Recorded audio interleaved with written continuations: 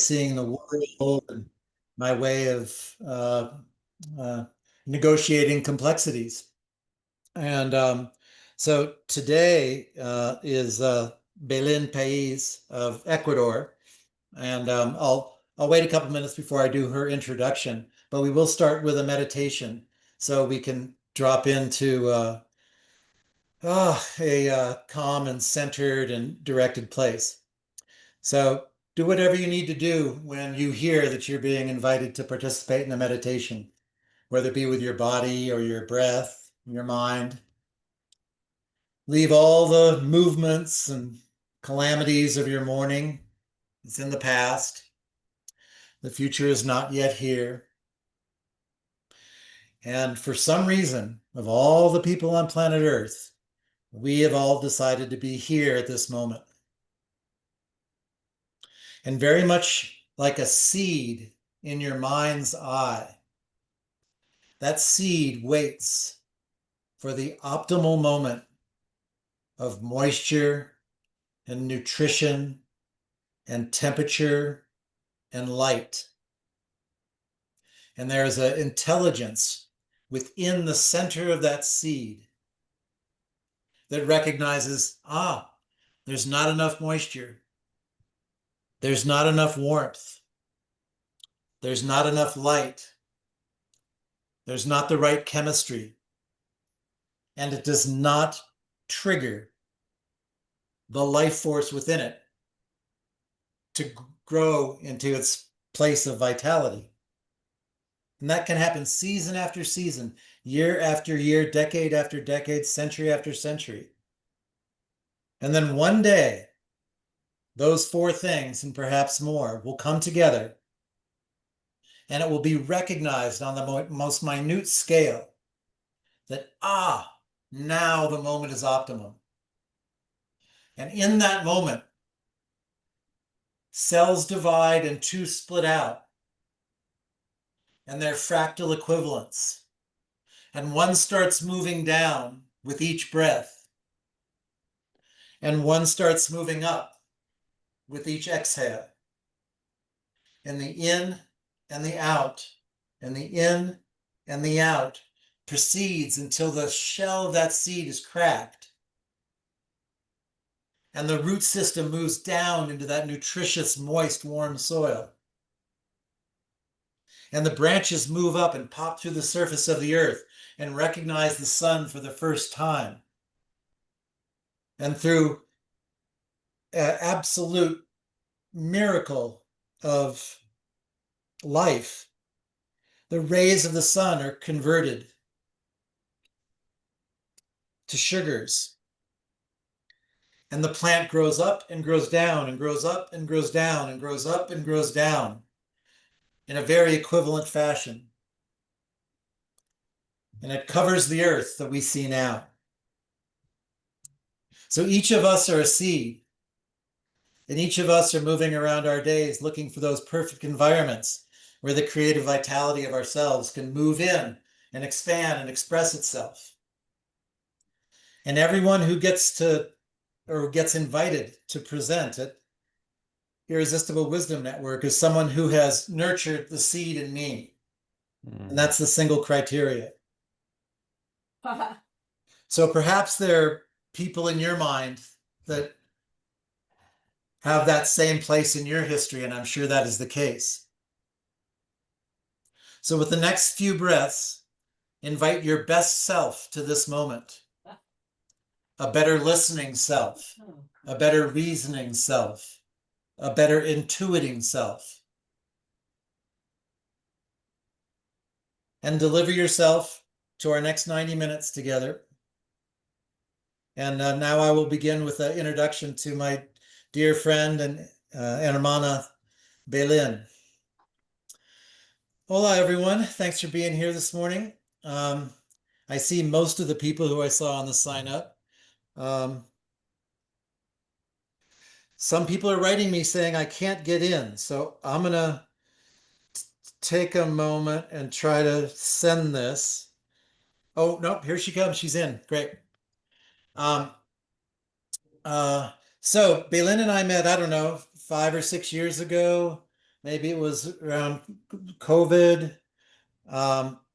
I was on my second trip to Ecuador, and I was introduced to Belen, and I don't know how fast it is in your mind, Belen, but to me it was so fast. I recognized an instant connection with you. And then we had to do some ceremonies and rituals in Kapawi, and we immediately shared the same dream space. And that was an extraordinary moment for me where we shared visions. And since that time, I see Belen every time I go to Ecuador. She makes time for me in her busy schedule. She travels the world. She is really one of the warriors I have met in my life. She is fierce. She is ferocious. She is educated. She is kind. She's loving. She's studied. And she's tireless. And Ecuador and the Amazon region is being attacked in so many ways in so many regions. And she's one of the reasons, and she's one of the people that is central to the resistance and central to the proliferation of an expansion of energy within the rainforest to move it out to resist these damaging influences that are coming from the outside. And I happen to be one of those people that believe in miracles, but I also believe that there are people who are waking up in the morning and contributing to the reality of these miracles. And Belen is absolutely one of them. And I called her up and said, would you participate in the Irresistible Wisdom Network? And she said, absolutely. And so here we are. We've been on the phone for about a half an hour, and she has provided some slides and a brief video. And I guess I'm going to look at Rich and say, is that 40-second video something that can come up right now, Rich? Yeah, and we have the just right video of 2 minutes. It just Oh, rolled in. So thank you, Belen. what's your level of confidence, Rich? Well, sometimes we jump and find our wings. Let's see what happens. Okay.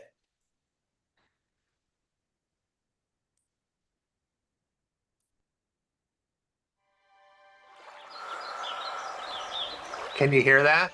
Yes. Yeah. Para defender la Tierra tenemos que estar conectados a ella y sentirla. La parte más importante de este viaje es ahora. Escucha con atención y expande tu conciencia para entender profundamente la realidad. Existe un mundo próspero, diverso, socialmente justo y espiritualmente pleno, donde escuchamos, aprendemos y protegemos la sabiduría. Para restablecer la relación entre las personas, el planeta y todos los seres vivos, es fundamental acompañar y amplificar la voz de las comunidades amazónicas. Aquí, impulsamos la autodeterminación de los pueblos indígenas y te invitamos a explorar juntos el significado de los sueños e inspirar a más personas a proteger la tierra. Viajemos en búsqueda del conocimiento sagrado de la selva para proteger el equilibrio de la vida. Esta es la esencia de Fundación Pachamama. Un futuro de respeto y conciencia plena se hace realidad día a día junto a las personas que soñamos, trabajamos y defendemos los derechos de todos los seres vivos.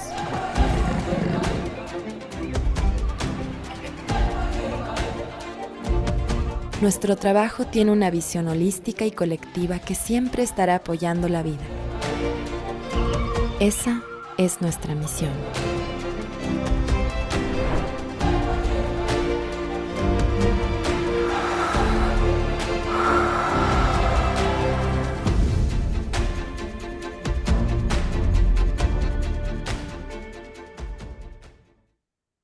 So thank you for that, Belen. Thank you for executing that, Rich. I have 60 seconds more, and then I will introduce Belen to everyone.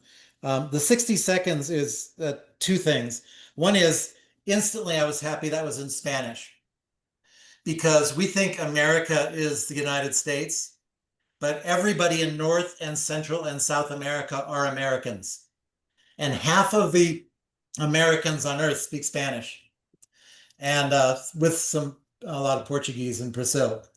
So anyway, maybe depending on your abilities, you were still able to uh, recognize what was being spoken in those images. The second thing is that Belen is one of my mentors, and I don't think I've ever told her that, but I know many people consider me to be a mentor of sorts, and Belen is one of mine. And she has shown me and taught me and guided me and held my hand and prodded me. And I didn't know I was going to do this, but the people that she's introduced me in Amazonia in particular want you to come down and want you to share in the vision of a possible future for planet Earth. And so, however many thousands of dollars or however many days it takes, please consider this a possibility for you, because today is actually an invitation not just to spend 90 minutes with Belen, but also to expose yourself to a way of life that has a level of harmony and reverence for Mother Earth that I've never experienced anywhere else. So, without going any longer, I want to present to you my dear friend speaking from Quito, Ecuador. She's an hour ahead of us in Colorado and 2 hours ahead of California. And I don't know where she is compared to Vikram. But Belen, thank you so much for being here. Thank you. Thank you, everyone. I hope you can hear me well. Yes? Okay, Perfect. that's good. I'm so sorry about the Spanish video. The first one I sent, it was in English actually, but you know, the images maybe send you a message. I hope you got a little bit from what we do in the forest in the Amazon region, and the graphics and all the music is what also we have been working with some artists and some friends. So it's very nice to share that with you. So yes, as I'm really honored and happy to have been chosen by Chris to be part of this session today. I'm really paying attention on what he's posting, what he's doing. He has been one of I met you, Chris, 7 years ago. It was before COVID. And while we were in the forest together, we were in this beautiful lodge that is run and led by indigenous peoples in the lower Pastaza region in the Amazon of Ecuador. And we were in a group um, participating in a workshop delivered by John Perkins. It was part of the Pachamama journey.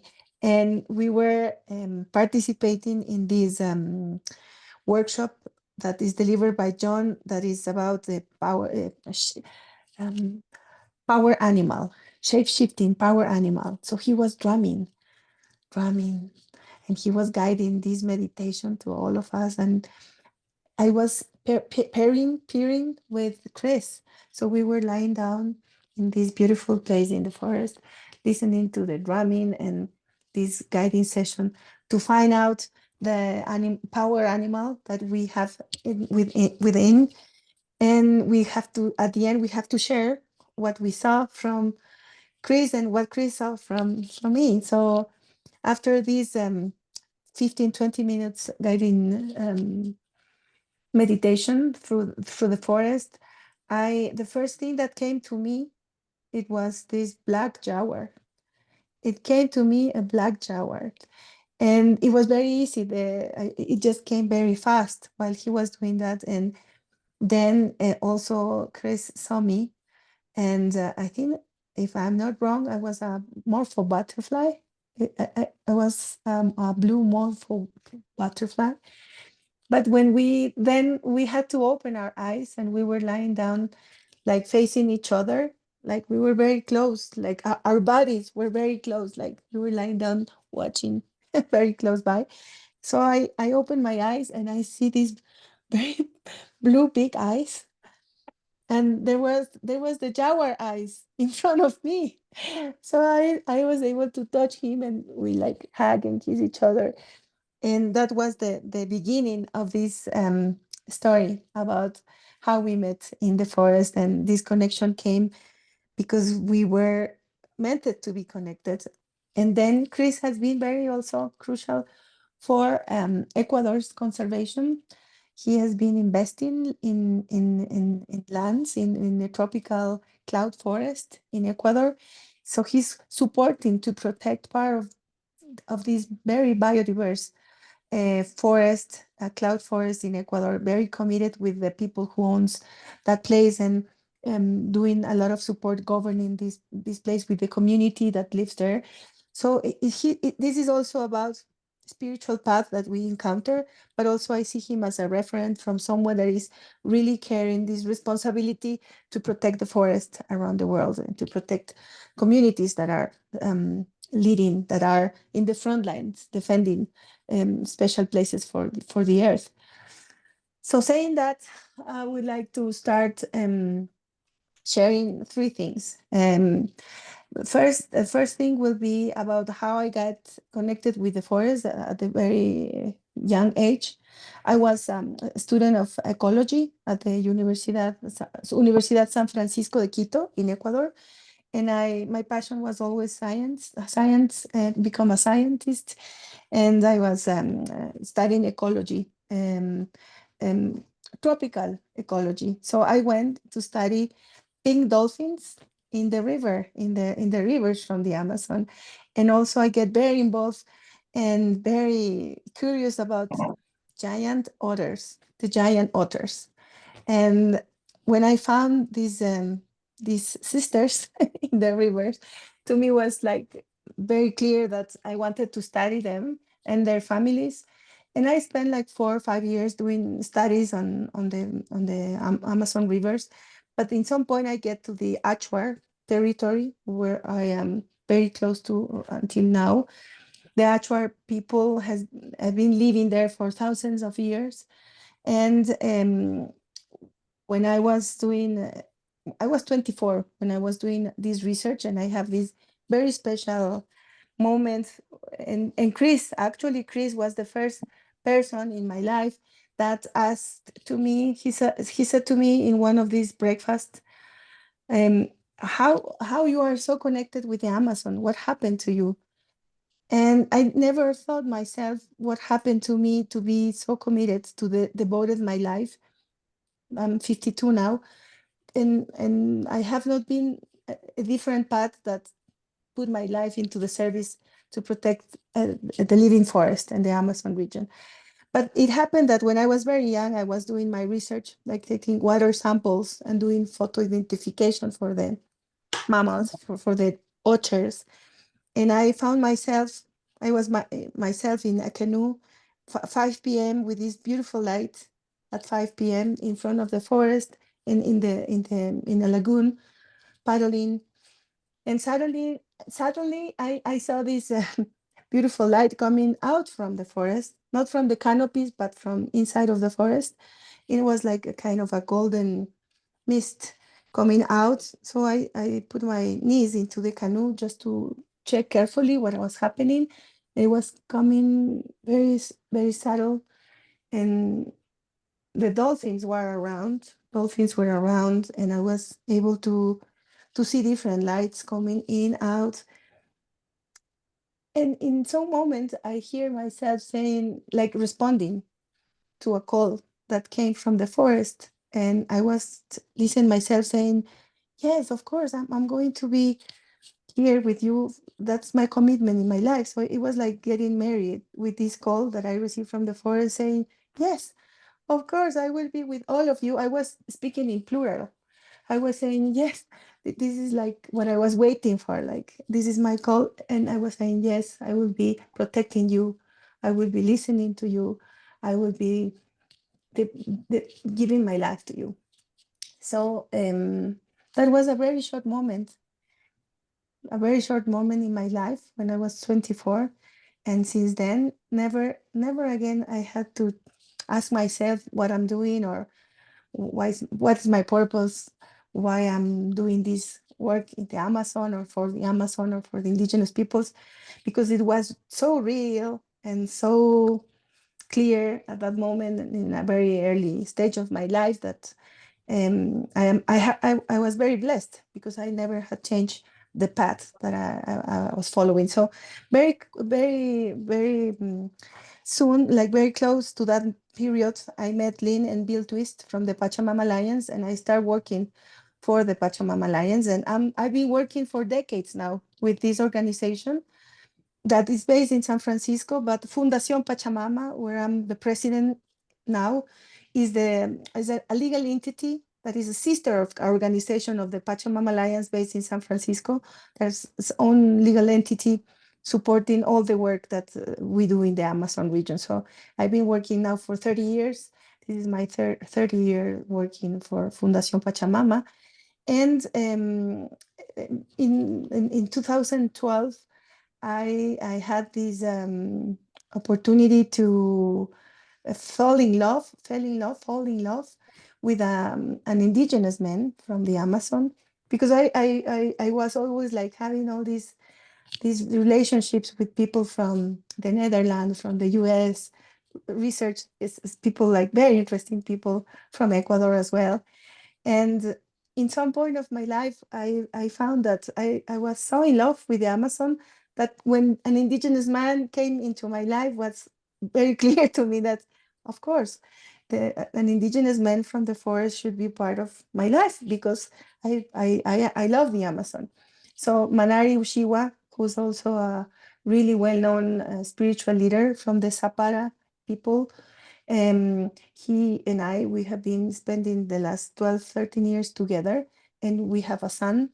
His name is Tamarao.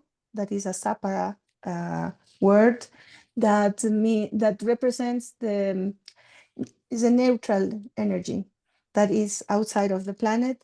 It is in the planet, it's in the forests, it's in the waters, but it's also within neutral energy. It's not like black or white. Is not, that's Manari Ushiwa, and he's a Zapara leader, and he's a shaman who really is connected, very well connected with dream interpretation.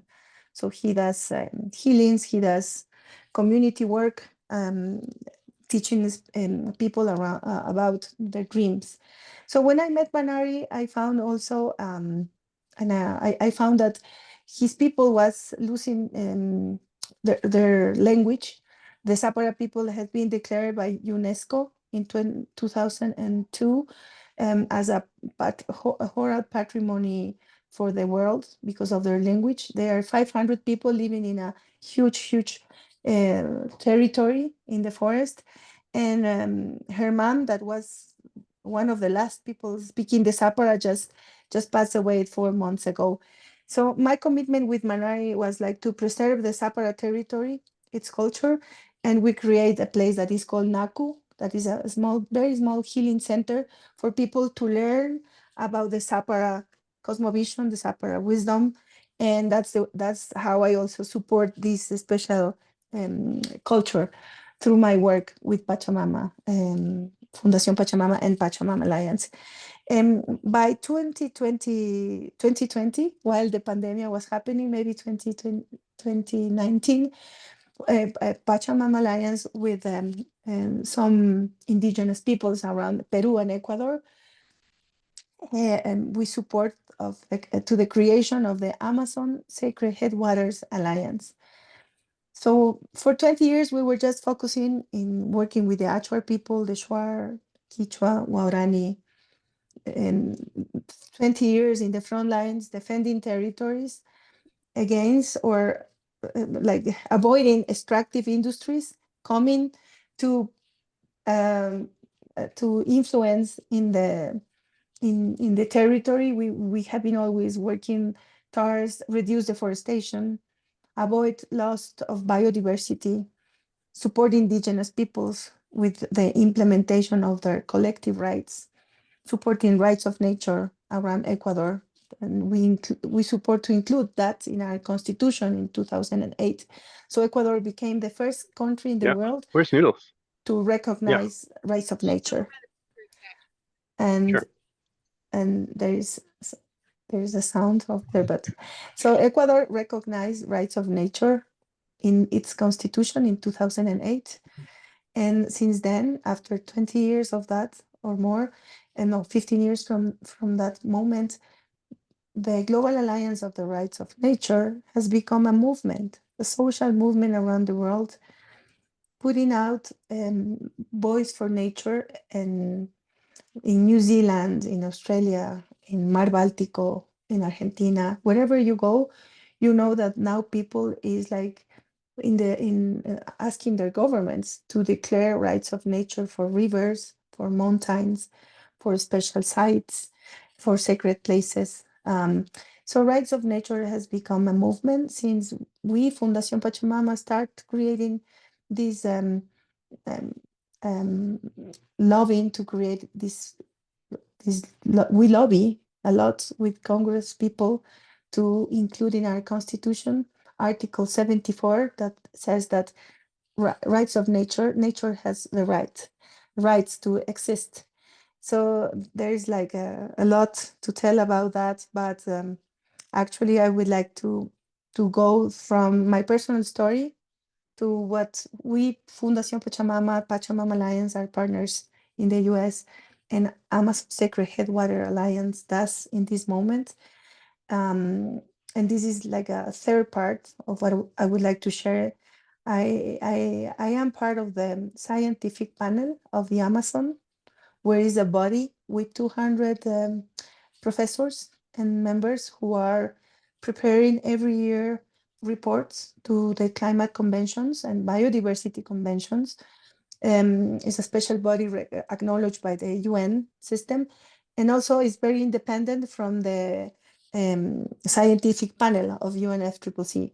So the scientific panel of the Amazon, led by Professor Carlos Nobre, had presented in Glasgow, and also we are going to present this year in Belen, a report on the tipping point of the Amazon. How the Amazon is like now very close to what we call the tipping point, meaning that almost the 40% of the Amazon has been lost over the last 30 years. And it's not just the forest, what we lost is like all the cycles that are related to this huge biome ecosystem. So as you might know, the oceans and tropical rainforests around the world are the responsibles to support life on Earth, but also climate stability. And what we know so far is that the fluvial systems, like there is a beautiful way that we describe the rivers from the Amazon. They are called the flying rivers. There are more water in the skies, in the clouds, from what they are in the rivers itself. In that the Amazon basin is the most important basin around the world. Then go the Congo basin, but the Amazon basin crosses borders. There are 9 countries around the Latin America and Caribbean, starting from Brazil to Venezuela, Guyana, Suriname, Colombia, Peru, Bolivia, Venezuela. And Brazil, we are like the Amazon watershed goes through all these countries. So the cycle of the waters are also very in peril. So while these disturbance of the flows of the rivers will hit what's also happening in the forest itself, like deforestation, we are losing biodiversity, and the fires are also in continuous happenings. And what we see is that meaning that the tipping point is getting into a point, especially in the south, in Brazil, droughts and flows will happen much more in terms of short periods. And especially indigenous peoples that they live close to the rivers, they are going to be affected, but also is a massive, it will be massive effect on the whole planet and its temperature when this forest will get into this point where tipping point will not longer allow the Amazon to be this biome that reinforce hydrogen systems, water systems, the flows of the cycles of water, hydrogen is not just about carbon sinks, it's about many other cycles that will affect our lives. especially the Amazon, the continent. So our economy, including Canada, US, Central America, all South America, our economy is really tied to these cycles of water. If these cycles of water are going to be diminished, meaning that our food sovereignty, food security in the whole region will be affected. So in the scientific panel, what we do is put out some recommendations for governments, for investors. We go and talk to the private banking, to the bilateral organizations that are funding projects in the Amazon. And there is also this, I will say, this very strong fight in between indigenous peoples, civil society, confronting corporations and industries that are coming without any understanding of the ecological cycles, but they are also they're like trying not to see all the rights that the people that has been living there for thousands of years, they really know about how to protect the forest, a standing forest, the wisdom. The culture is connected with the wisdom, and they are the last ones that are very good listeners of the nature, cycles of nature. So governments and corporations, due to this supposition, like assumption that economy based in extractive industries will give us a better economic situation, which we have demonstrated also that is not truth. The economy of the death is like becoming very, very, putting a lot of stress in our countries. Because we are definitely countries that are very under and the endowment, like we have debts, we need to pay debts over and over, and we will never be able to pay debt to the accreditors, to countries or to China or to US or to Canada. So the only way that we have as countries to pay this debt back is exploiting our natural resources, oil development, big scale mining, agribusiness, building these big dams that affects the flows of the river. So this economic system based on extractivism is very deteriorating the life cycles in the Amazon and the peoples who live there, indigenous peoples especially. So what we are proposing, not just from the scientific panel perspective, but from civil society along the region and indigenous people, is to, first of all, being able to respect and put all the safeguards through all these forest rights of nature and indigenous people's rights. But also we are really taking this very seriously, like how we do this transformation towards these ecological transition pathways. What are the economy that our region needs to be able to source out of, like to increase the livelihoods of the peoples in our countries, but also to reduce disturbance on ecological point stand of view, but also social disturbance. Like inequalities are growing everywhere, but you can tell that in the region of the Amazon, 9 countries, this inequality is growing very fast every year. So we need to invest in definitely restoration, regeneration, and give the chance to Ecuador and Peru to become these countries that are leading a new generation, a new economy based on regeneration. And this is not easy, but what we are asking to the governments is to have a place where we can sit down and have a balcony to find out ways that we can collaborate and bring these ecosystems of collaboration that find some ideas on how we will do it in the next years. It's not easy because the governments and corporations, they have this way to do things. It's like an easy path. They want to guarantee results fast, populism. And what we want is processes that will last 10, 100 years from now. We need to have very specific targets. By 2050, by 2030, Ecuador should be avoiding any deforestation by 2025. Peru as well. Colombia as well. But at the same time, this pressure into the forest are like diminish all the possibilities. So we are very close to the tipping point.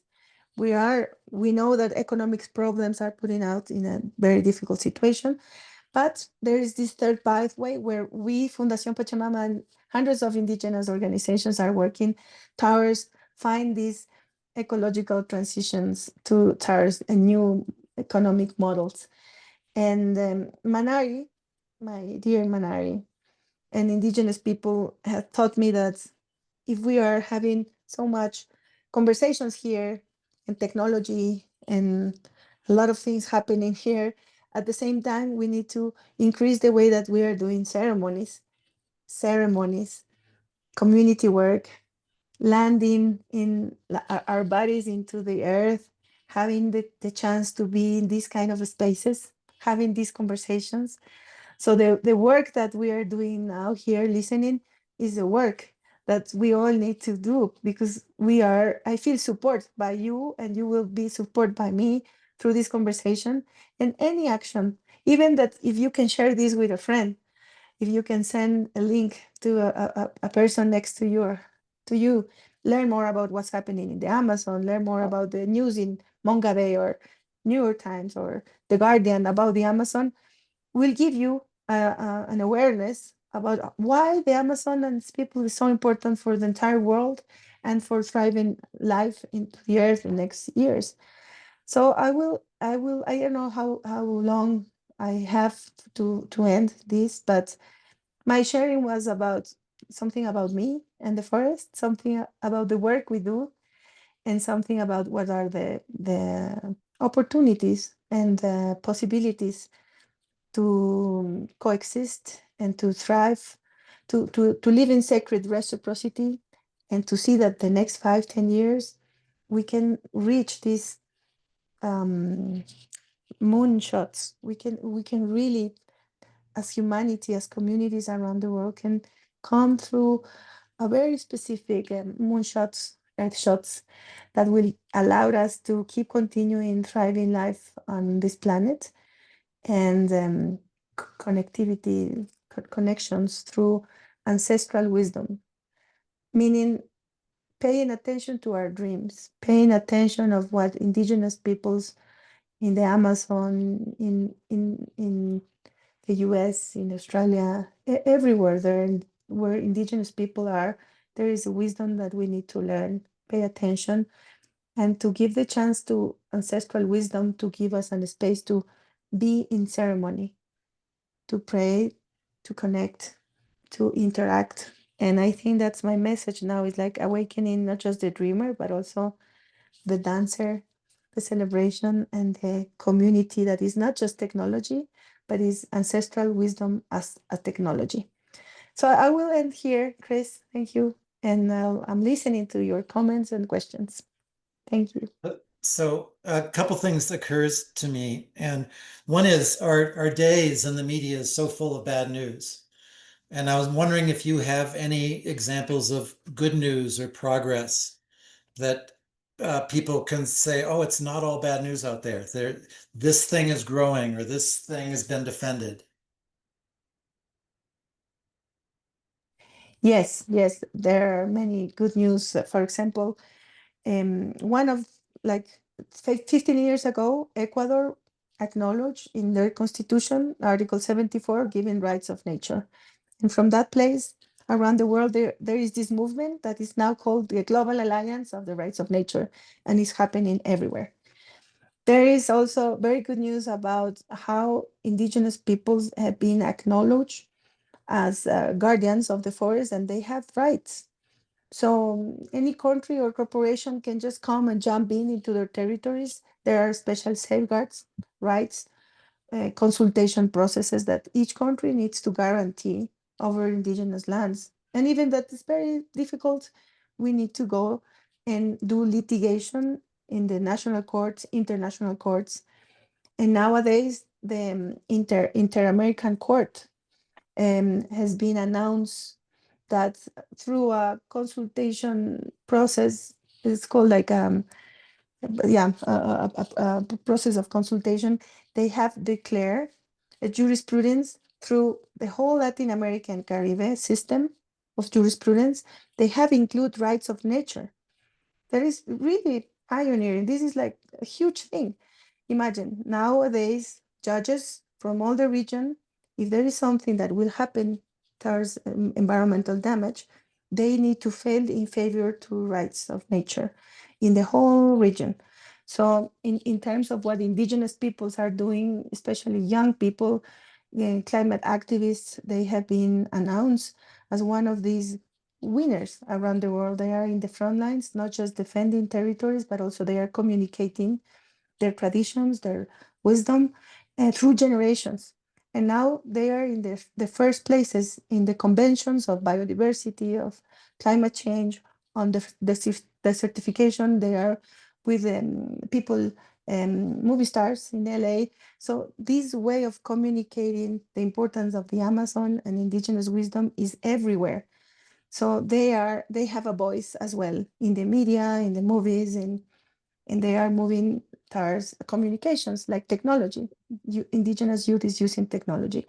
And in Ecuador and Peru, we have been able to reduce deforestation to avoid oil and mining going into indigenous territories for over decades, for 30 years now.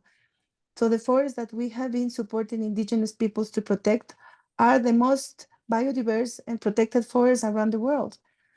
So it's very practical to keep continuing supporting organizations and indigenous peoples that are like in the front lines, supporting the standing forest, but also giving these debates and being able to speak out and talk to the governments, talk to the corporations. And I think those are good news because social mobilization and actions are like giving a space for at least have a slow down processes in some places. Illegality and the mafias are coming very, very fast. I haven't seen this before. Just in the it will come a good news, but the bad news is that the mafias, all the mafias around Latin America and Caribbean are going so fast, and illegal mining and all the illegalities like human trafficking, wildlife trafficking, putting all this mercury into the waters are like becoming like a trend. But in this side, there is also new. I see that there is like some investments that the governments are doing to punish these narco traffic mafias, and it's not going to be easy for the governments, but they are investing to really destroy these machineries that these people is using in the forests. So nowadays you see like this fighting between military services and illegal mafias, and it's happening very fast as well. So it's not something very nice, but governments are also trying to slow down and put out like a stop to illegal mafias into the countries we live in. So one of the things that we do, Belen, is Rich presses a button and we all divide into groups of 2 or 3, and we explore what we just listened from you for the last 40 minutes. And so one of the questions that you might ponder is, what is your relationship with, your local environment and the global environment, and your relationship with hope? We are faced with so much sad news about the deterioration of our physical world that what does it mean to you to be able to participate in restoration, preservation, and conservation? So Rich, I think I'll give it over to you to move us into our like 7 or 8 minutes of meetings. Everybody can speak about 2 minutes, so everyone has their voice about what we've done the last 40 minutes.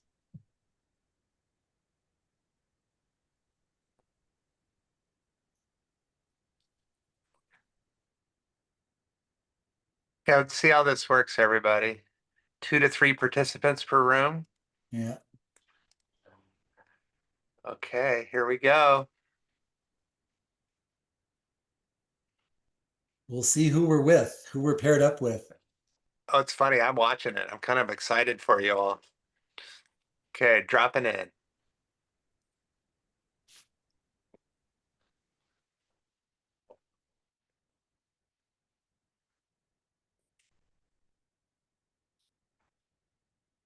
Hola, something happened. We were chatting with Dave. Oh, Oh, Dave, did you get cut? Did you get moved, Belen? Yeah, I was chatting with Dave and something happened and our Oh, conversation shut down like maybe 3, 4 minutes ago, I oh, I'm guess. sorry. Yeah, but I hope he's coming back. Yeah, I think what happened is he disappeared, and I thought you were in there all by yourself, so I tried to move you. Oh, Yeah, you were, no, we were having a great conversation. But uh, okay, but he's that's, gone. oh no, maybe he was with a bad connection. Yeah, Hmm. well, maybe he will pop. Oh, here comes more people popping back in. Oh, all sorts of people popping in.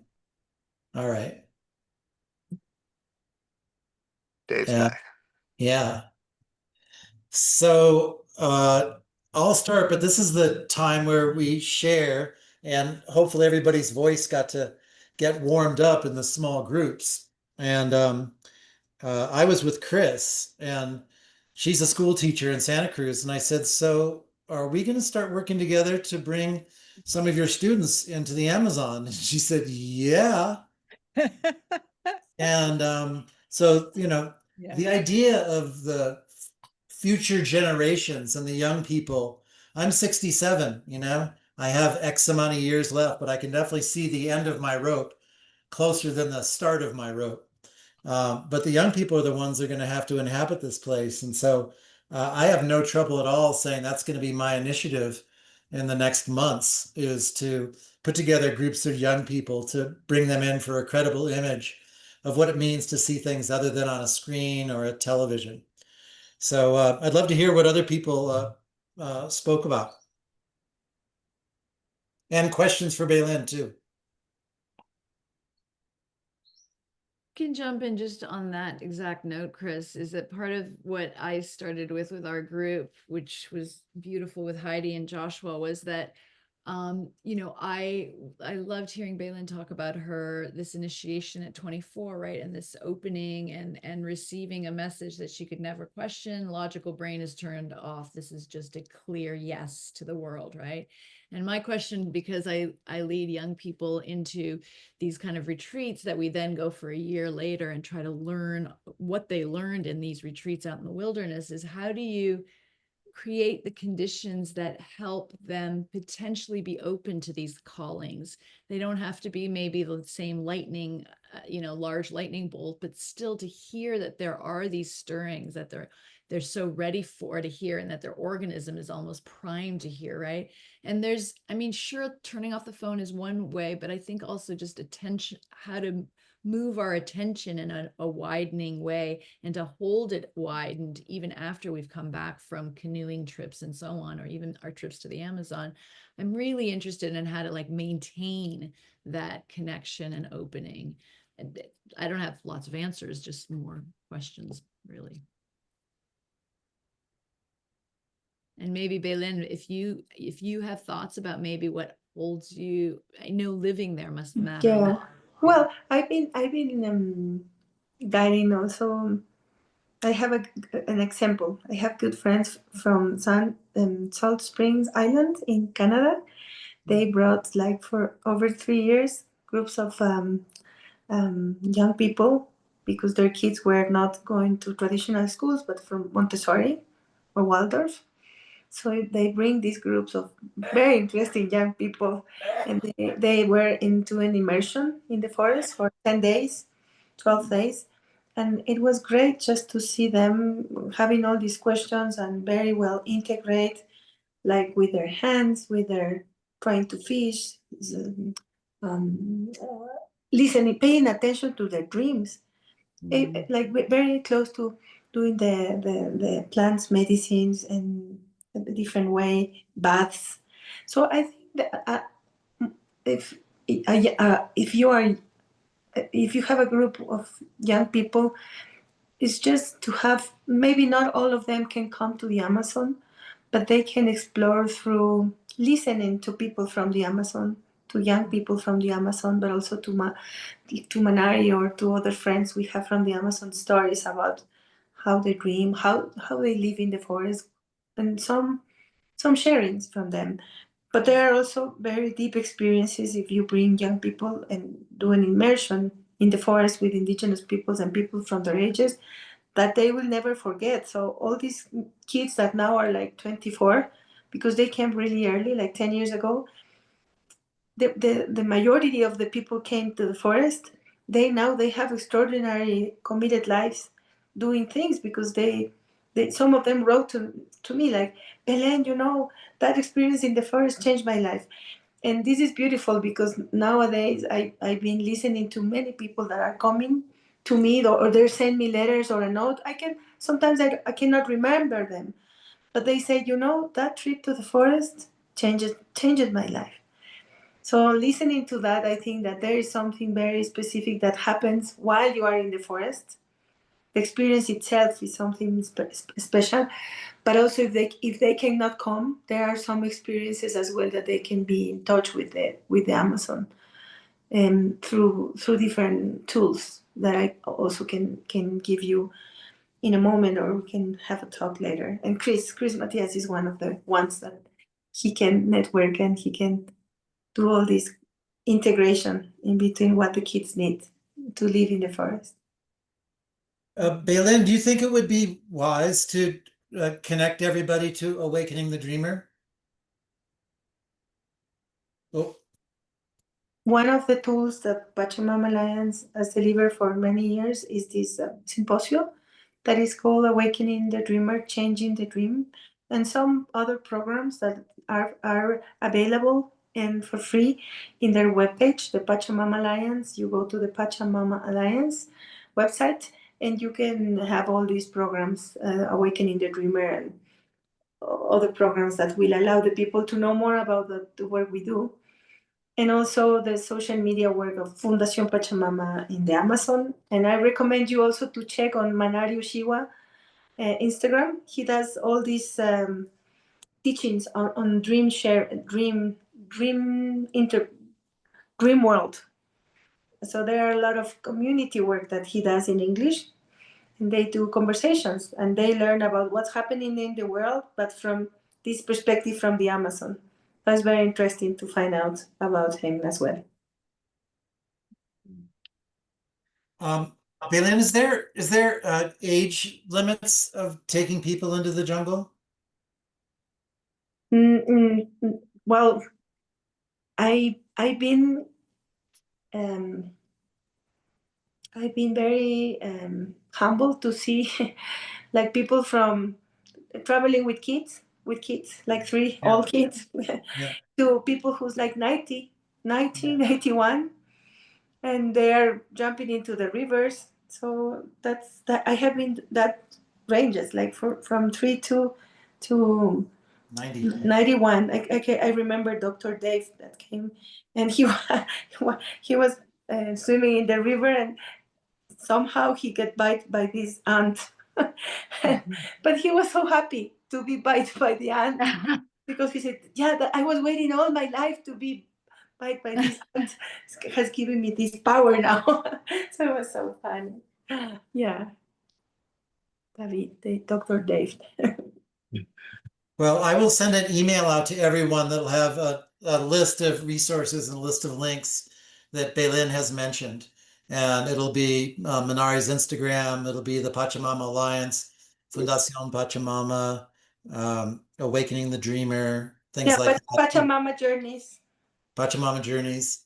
And I will probably be in touch with Paula about putting some trips together. And I think Isabella, I don't know what your breadth of access to bring young people, but I'll do it 4 times a year. The answer, I have a lot to say about this and I don't want to dominate, but the answer is a very, very big yes. And my son, one of my twin sons, is right now in Colombia and outside of Baratora working on the eco forest. Oh, qué lindo. Great. It is, I love that. his life has changed. He's 19 years old, and he called me 2 days ago, and he continues. It is profound, and it feels terrible to have it only for my son. So yes, we will. That's great.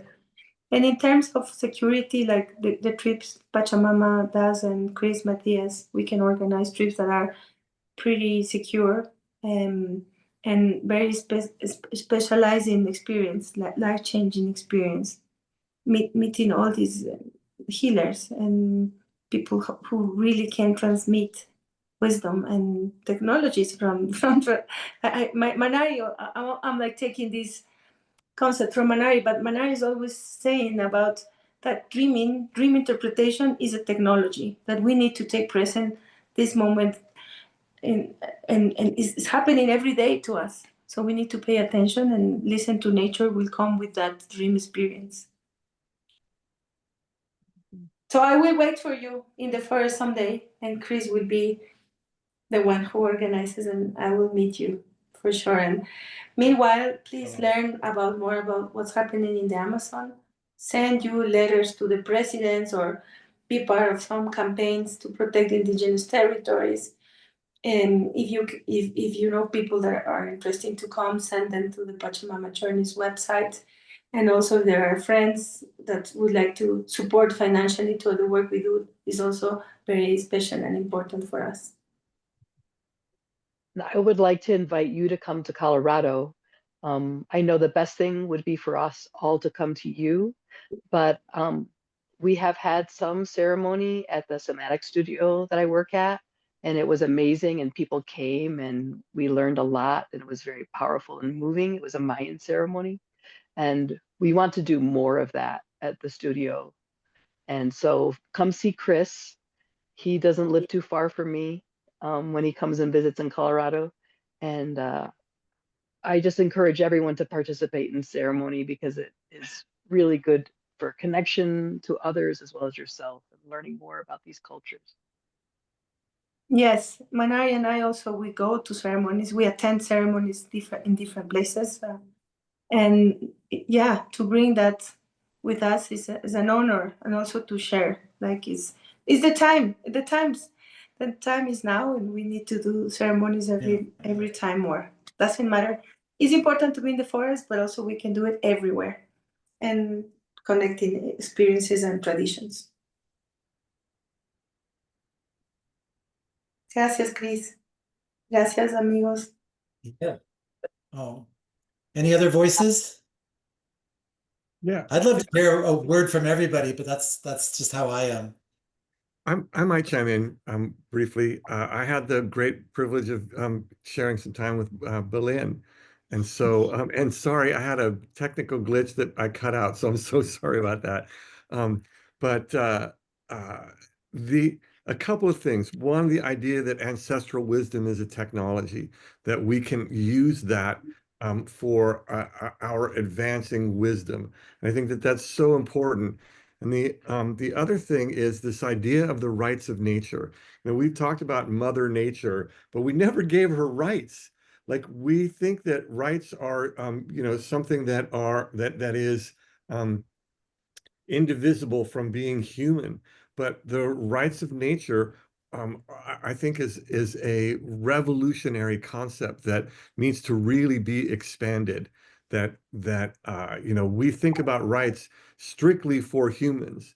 And I think that it's really important for us going forward as a species for the next 100 or 1,000 years, if this planet is to survive, is to expand our definition of what has the right to exist and what its value is in its existence. And so, you know, not to necessarily put a number on it, but to understand that there's an expansion of how we see what has a right to exist. And so I think that was something that I really have clicked on, that idea that there are rights of nature. So Belen, thank you for really carrying that banner and waving it, because that's super important for our time.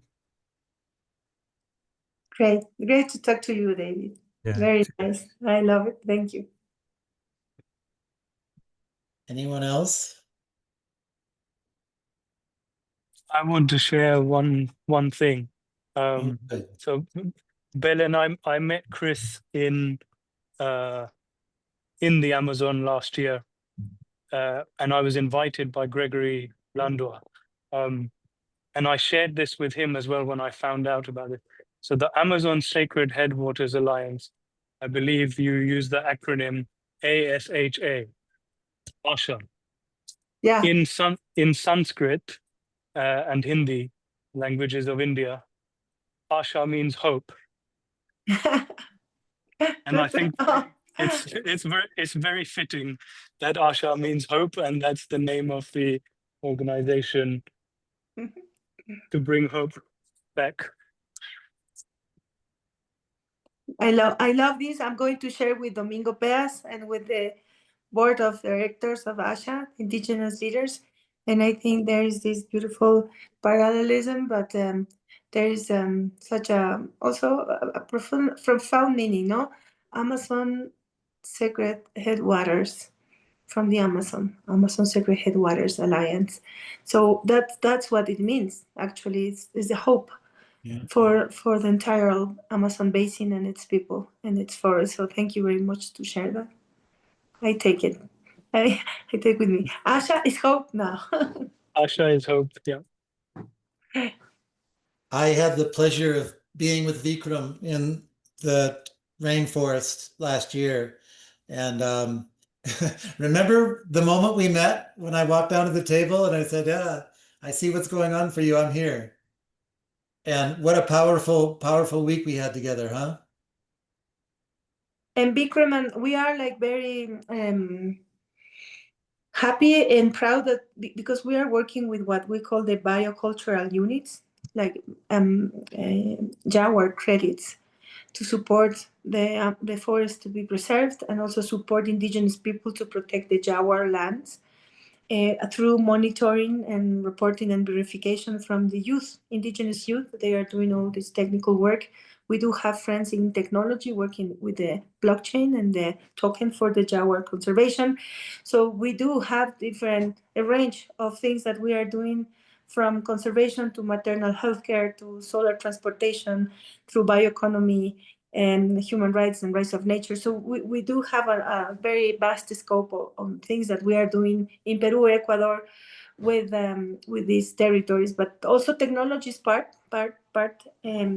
So blockchain and tokens are good. So when I will have there is a new launching of these tokens to preserve the Jaguar lands and indigenous territories. So if one of you might be interested to support this blockchain token thing, Chris will send you, and also Bikram, information about the Jaguar credits, the biocultural units. I am an owner of Jaguar credits. Same here. Yeah. We have 15 minutes. We don't need to use it, but Joshua, do you have something? No, just an enthusiastic yes to what I'm hearing. I do have a request from Belen, and trying to see anybody else, maybe Vikram. If you just jot some of the things down that you would like me to include in the email that goes out to everyone, because really there have been so many resources mentioned. Belen was just talking about Jaguar credits, and I also have a great story about that, but I'll save it for another time. Anyway, it is a way to move conservation into the public domain, so it's not merely institutional. It's a way for individual people to participate in the protection of identified lands. And in my understanding, there's no lands more powerful or more influential for the future of the climate on Earth than between 20 degrees north and 20 degrees south latitude. Just by nature of the temperatures being higher, the impacts are greater for ocean warming, for desertification, for all these things. And so, yeah, we can protect stuff in Alaska and Norway and so forth, but between the tropics and with the group I'm working with in Maki Pacuna, there's a project to work on protecting all tropical forests within the latitudes of the tropics. around the world, around that whole waistband of planet Earth. And so I'm lucky to wake up with a degree of optimism every morning because I have access to all these warriors and all these stories. And so many people, I think, are just downstream of bad news. And so that's a big part of having Belen on the call today. That Lynn showed me a video once, and you I'm sure recall it, Belen, and she talked about how the fall of the Berlin Wall, the fall of the Soviet Union, and the fall of apartheid in South Africa were all super memorable historic events that if you're old enough, you can recall it. But at the same time, they were all comparatively local. Apartheid in South Africa basically affected South Africans. The fall of the Berlin Wall had a European effect, but largely among the Germans. And the fall of the Soviet Union, again, was largely for that part of the world.